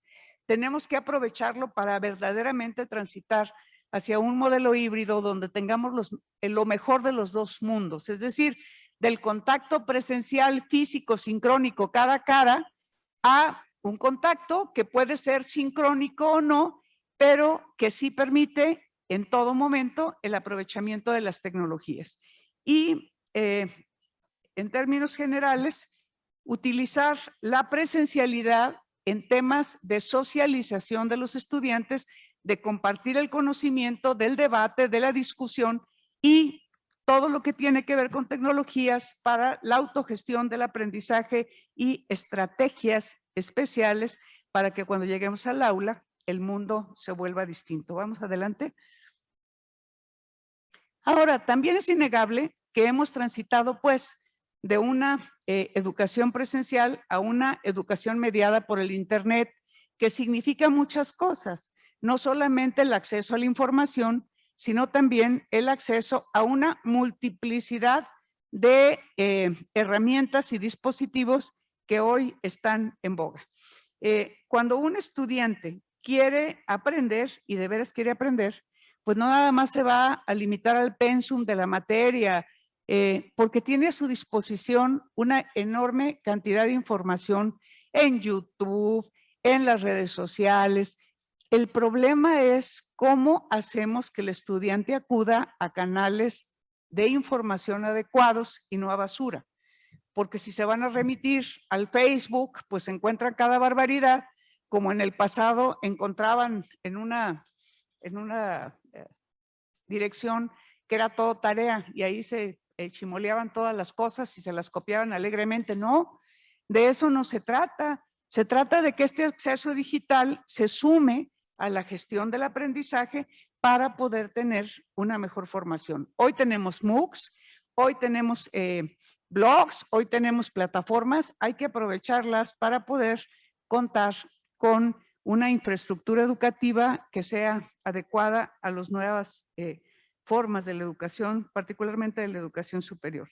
Y en este sentido, bueno, seguir rompiendo el paradigma de que solamente podemos estar en el aula para transitar hacia otras formas de aprender. ¿Me dan la que sigue? Ahora, la experiencia del CUSEI. ¿Le cambiamos?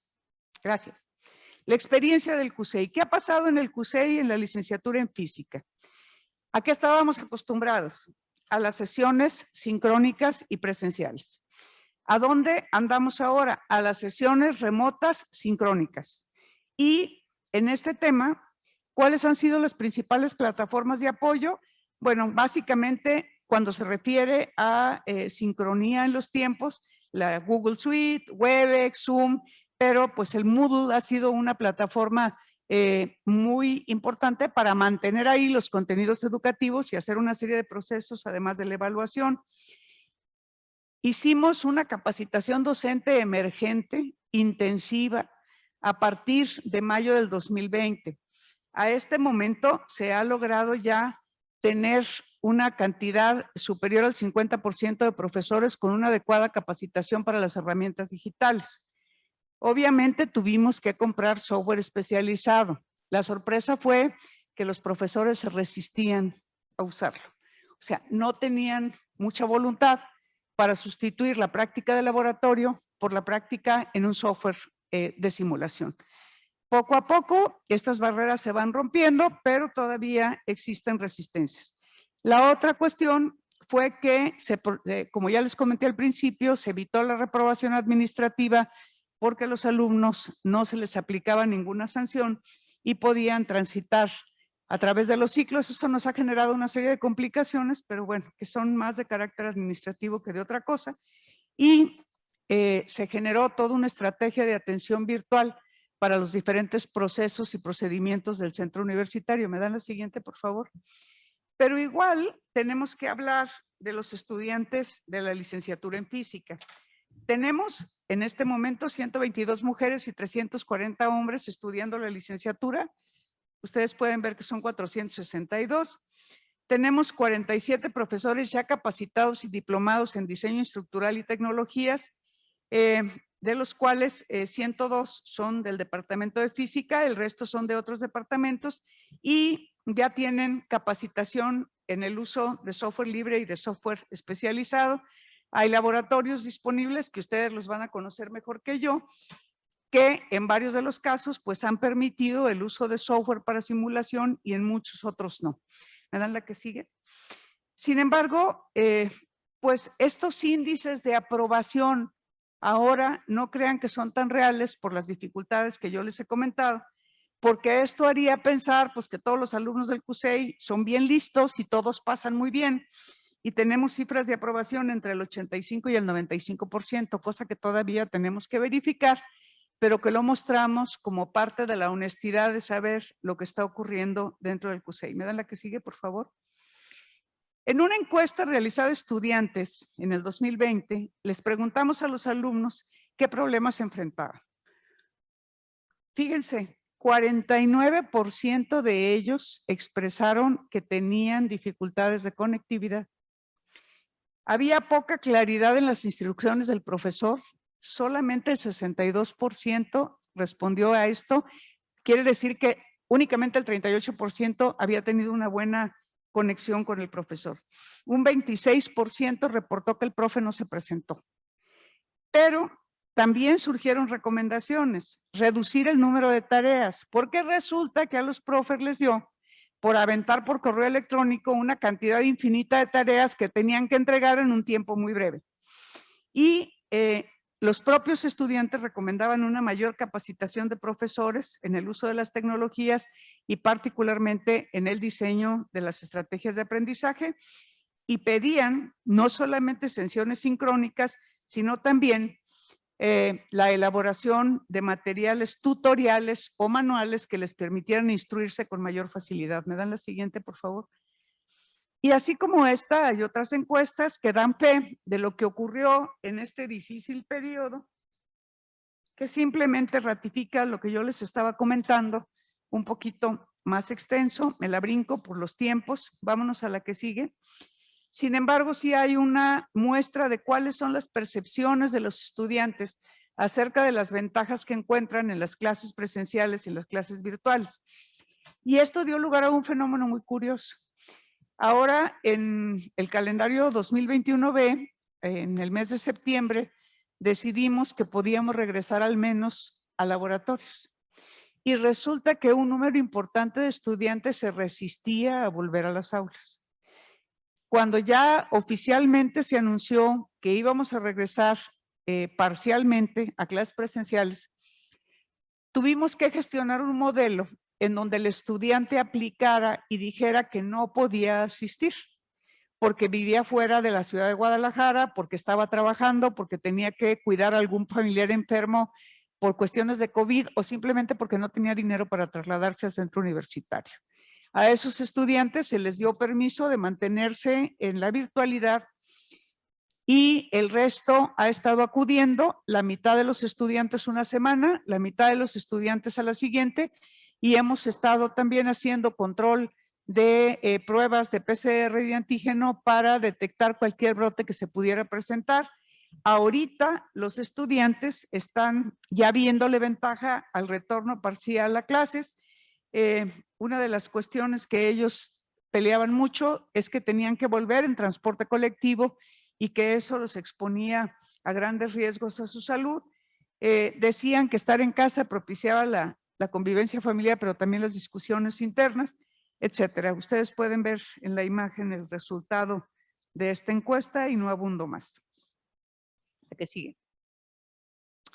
¿Cuáles son los desafíos de la docencia en este caso? Primero, verdaderamente romper con el aprendizaje tradicional.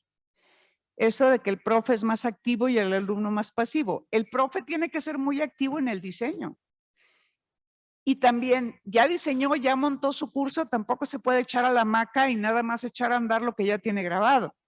Esta ruptura del paradigma de estar aquí frente a ustedes tiene que ser roto, pero no puede ser para sustituir una cosa por otra y no mejorar lo que estamos haciendo. Y luego, ¿cómo hacer para que el alumno se haga responsable de su aprendizaje? Sobre todo en un campo que es exigente como la física. ¿Cómo hacer que la física muestre su lado luminoso más grato y más divertido? Particularmente en los estudiantes de educación media superior. De verdad, yo creo que ustedes lo pueden afirmar más que yo. La física es divertida, descubre los grandes misterios de la naturaleza, nos explica lo que ocurre en el universo. Es maravillosa, pero ¿cómo le contagiamos eso al estudiante? No es para que aprenda fórmulas nada más o enuncie leyes como perico y las repita, o tenga que consultar los acordeones para resolver un examen. Es cómo goza la física, cómo la disfruta, cómo lo hace entender el mundo en el que vive y los riesgos que tiene para la vida futura o la comprensión del pasado. En ese sentido, la física puede explicarle al ser humano una enorme cantidad de cosas, además de ser parte de la cultura de una persona. Pero ¿cómo le hacemos? Con diseño de estrategias de aprendizaje que nos permitan aprovechar lo que ya hay disponible digitalmente, pero también con lo que nosotros podamos diseñar para cumplir con los objetivos educacionales. Estratégico, la formación de profesores.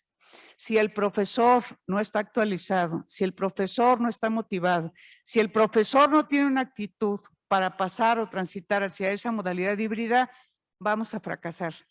Tenemos que apoyarlo, tenemos que ayudarle, tenemos que proveerle de todas las herramientas necesarias. Y la infraestructura digital, sobre todo en cursos como física y química, a través de simuladores, de software o de bibliotecas es muy importante. Y vuelvo a insistir, diseño de materiales educativos para sus clases. Vamos al final. ¿Cuáles serían las reflexiones finales que yo podría hacer en este momento? Las nuevas políticas en México y en el mundo apuntan hacia los modelos híbridos que verdaderamente exploten la potencialidad de las herramientas digitales y de los materiales que existen en el mundo digital. También es urgente generar sinergias entre la educación presencial, la educación virtual o la educación remota, simple y llanamente. ¿Cómo atender las necesidades de un estudiante, particularmente cuando requiere de acompañamiento tutorial, en especial las ciencias experimentales, pero que esto sea parte de su desarrollo cultural y de su fortalecimiento psicoeducativo? Debemos aprovechar las TIC, creo que ya he hablado mucho de esto, tanto en el aprendizaje basado en proyectos, que es una estrategia de aprendizaje que ya tiene décadas, no es de ahora. Hoy la estamos utilizando más y hablamos de educación STEM, es decir, la que se especializa en las ciencias, en las matemáticas y ahora incluyeron las artes, el aula invertida, el design thinking, que no nace de la educación, nace de otro tipo de modelos, pero que presenta una aplicabilidad extraordinaria. Yo conocí el design thinking y no me da vergüenza a través de una estudiante de maestría. Ella era en ese momento coordinadora de posgrados en una universidad privada de Nuevo León y diseñadora. Entonces exploró esta metodología de una manera maravillosa y de veras vale la pena darle una revisada. Pues el aprendizaje basado en retos, por supuesto, y todas estas cosas no son otra que aprovechar el potencial de las redes, cómo construimos nuestras propias plataformas streaming, que eso es mucho más difícil, pero que lo podemos lograr, donde el estudiante puede elegir trayectorias de aprendizaje. Finalmente, yo lo único que diría es que los quiero invitar a que el aprendizaje de la física sea una experiencia maravillosa, sea un viaje a través del mundo subatómico hasta el gran universo, las galaxias y demás, pasando por todo lo de medio. Porque esa experiencia no solamente va a nutrir el intelecto del estudiante, sino también su cultura, su comprensión y su proyección dentro del mundo en que vive. Yo no puedo sino felicitarles por dedicarse a una labor tan loable como ser profesores o investigadores en física y agradecer infinitamente que me hayan permitido venir a hacerles algunos comentarios o algunas reflexiones sobre la educación en general. Muchas gracias.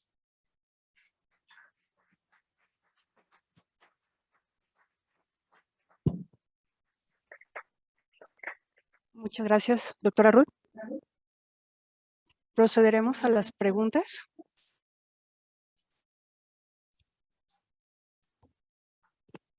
Nos pregunta José Martínez, ¿qué dejó la pandemia como experiencia para el CUSEI referente a un modelo virtual? ¿Será posible estudiar ingenierías bajo esta modalidad? Yo creo que la experiencia lo que muestra es que podemos aprovechar ambos mundos. Definitivamente hay una parte de las ingenierías o de las ciencias básicas que requieren la presencia en el espacio de laboratorio. No todo puede trabajarse a través de simulación. Hay que ir a demostrarlo en algún momento. Hay que entender que hay un entrenamiento que requiere de la presencialidad en los laboratorios. ¿Es total? No. Una buena parte puede hacerse vía remota, puede hacerse virtual, puede hacerse mediante herramientas construidas, pero otra parte, desde mi humilde perspectiva, tiene que seguir siendo en laboratorio. Muchas gracias, doctora. Para el doctor Jara, ¿nos pudiera comentar de su experiencia como gobernador, cómo influyó su formación de físico?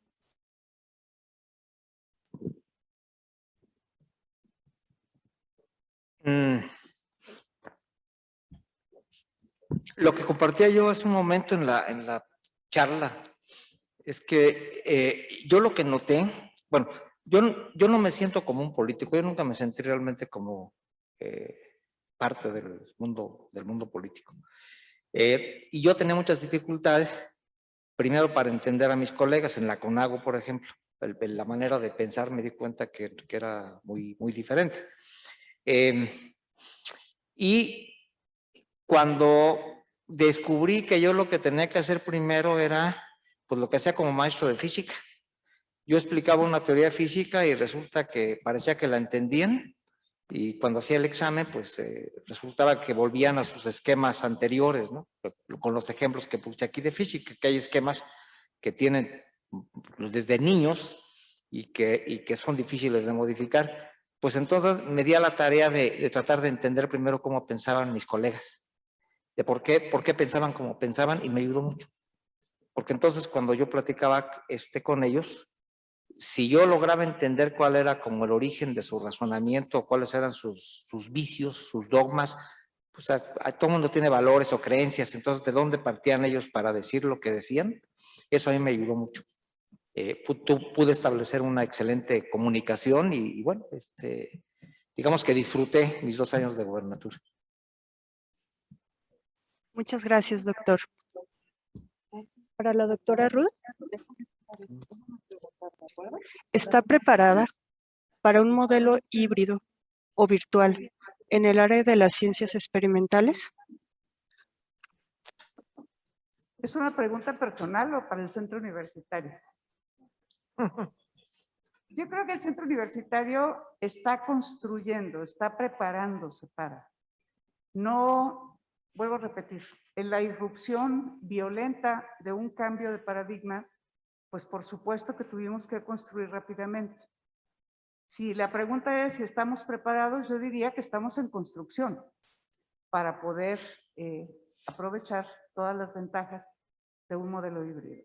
Y claro que estamos trabajando en ello y claro que tenemos experiencias positivas, pero también tenemos experiencias negativas.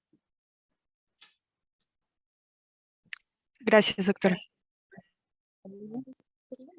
También nos pregunta cómo enfrentar las deficiencias en capacidad lectora de los alumnos que implica la modalidad híbrida. ¿Para mí o para el doctor? Para usted, doctora. Gracias. Miren, las estrategias son diversas.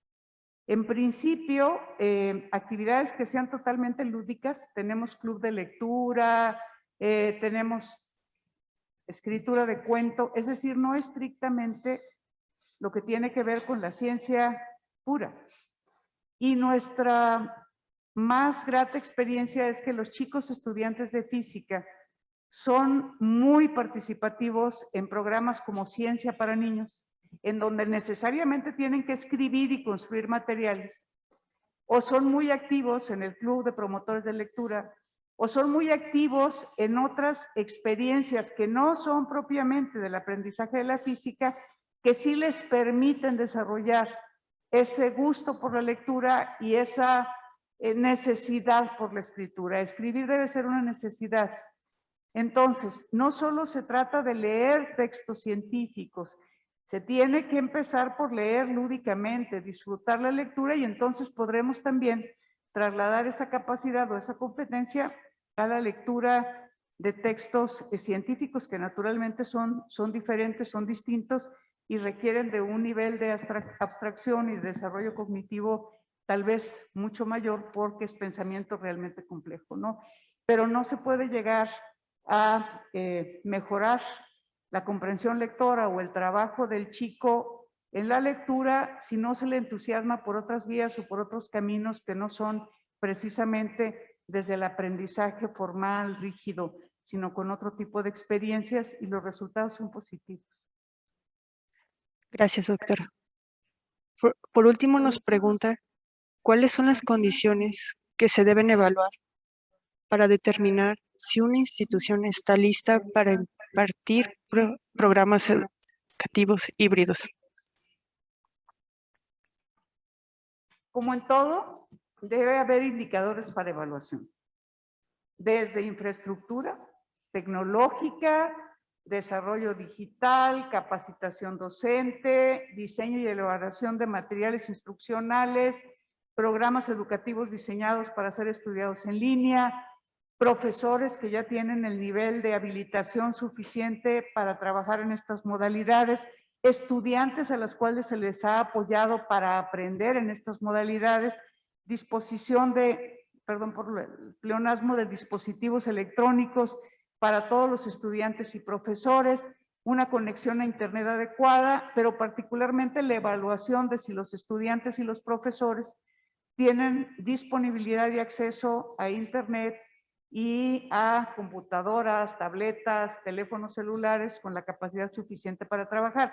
En las ingenierías, yo creo que saben que es muy común que el estudiante programe en su teléfono celular.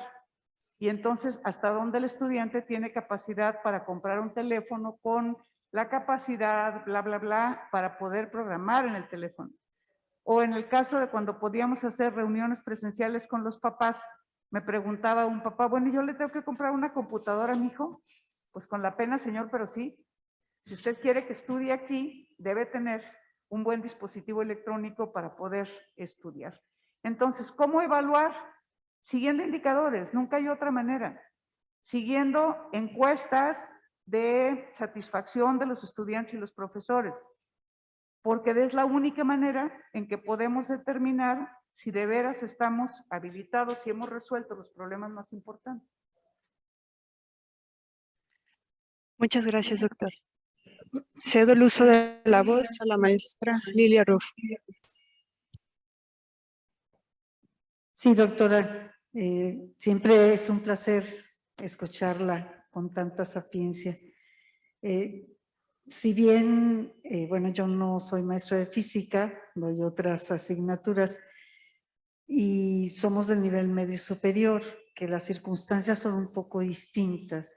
Los estudiantes de nivel superior generalmente o trabajan y tienen manera de contratar su internet o algo así, hasta donde más o menos pienso. En el nivel medio superior nos hemos enfrentado con que más del 50% de los estudiantes tiene dificultad de conectividad en sus hogares. No tienen ni acceso a internet, tienen un telefonito, una sola computadora que se la prestan entre todos los estudiantes. Entonces, esa es una parte que no depende del todo de tener un buen centro universitario con todos los softwares y con toda la tecnología, porque son circunstancias externas. ¿Ustedes cómo han pensado en el CUSEI de solucionar eso? Porque en las estadísticas que vi de las encuestas, aparecía que el 50 y tantos %, si mal no recuerdo, no tenía acceso a internet. ¿Cómo se resuelven esas cosas que son externas y que no dependen de la universidad? Los maestros pueden estar preparándose, la propia CUSEI, o en el caso de la universidad en general, puede adquirir los equipos.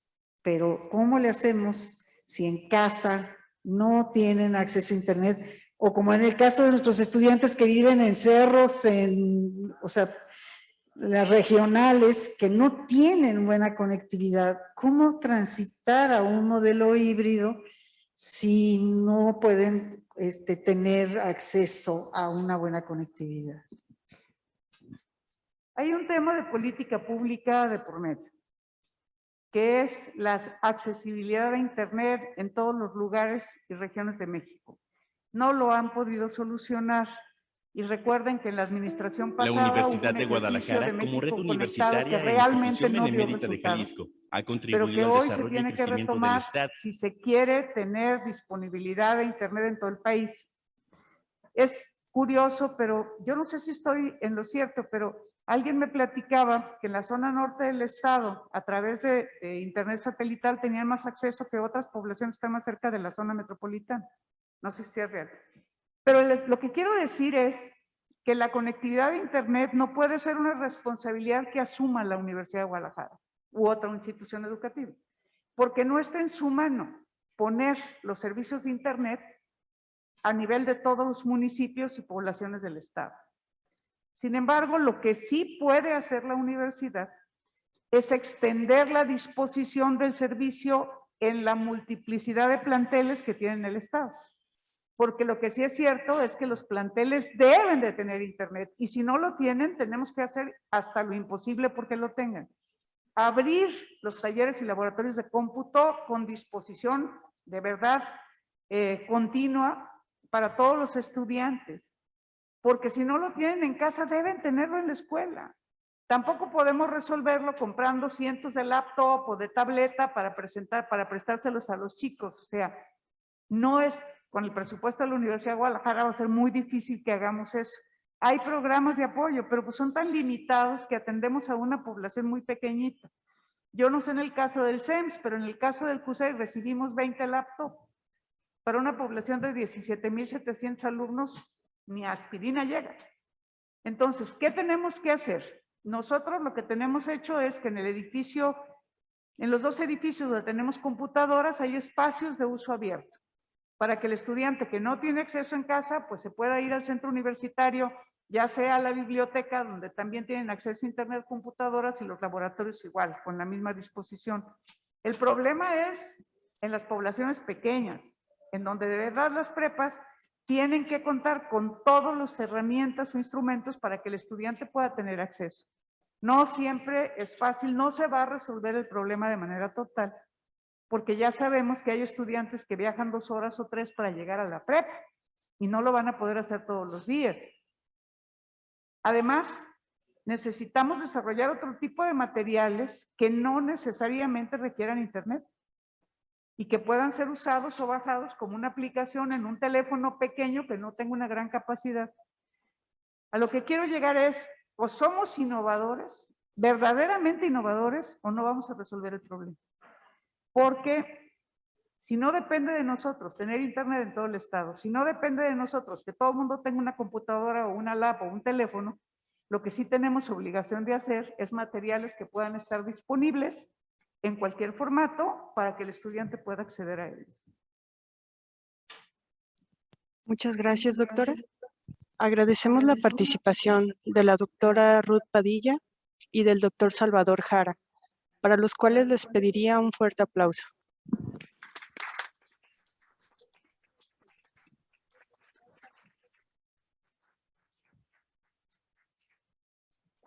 ¿Vamos?